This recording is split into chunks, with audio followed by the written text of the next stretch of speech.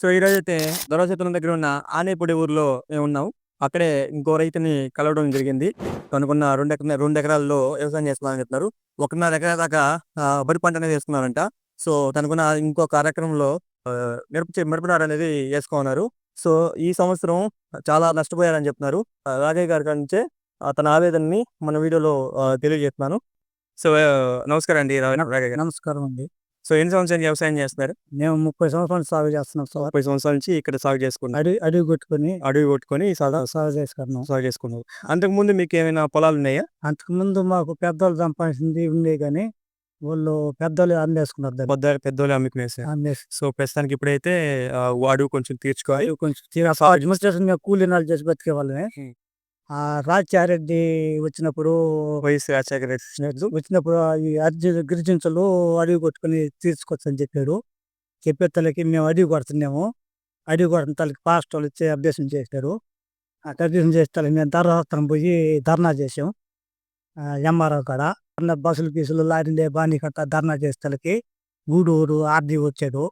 RD వచ్చి న్యాయం నీకు దాన్ని అడిగే తలకి మేము అడిగి కొట్టుకొని తీసుకున్నాము.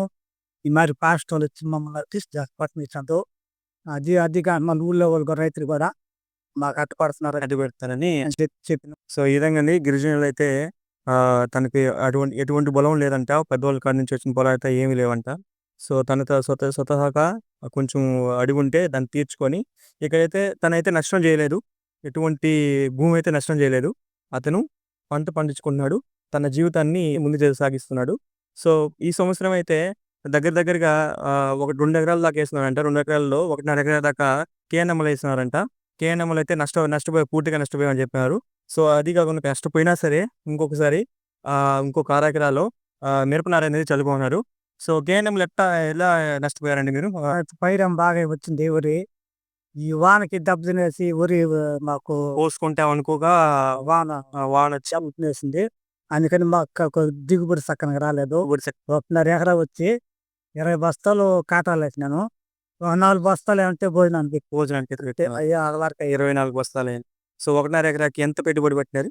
20 ఎకరాలకి దీనికి 1.5 ఎకరాకి పెట్టుంటాం దాదాపు 20-30 ఏళ్ళ దాకా. ఎంత మామూలుగా ఒక బస్తాకి ఎంత లెక్కన అమ్మారు? 1625 రూపాయలు. సో, దానివల్ల మీకు ఎటువంటి ఆదాయం అయితే లేదు. లేదు. నష్టమే గాని ఆదాయం. ఆదాయం. సో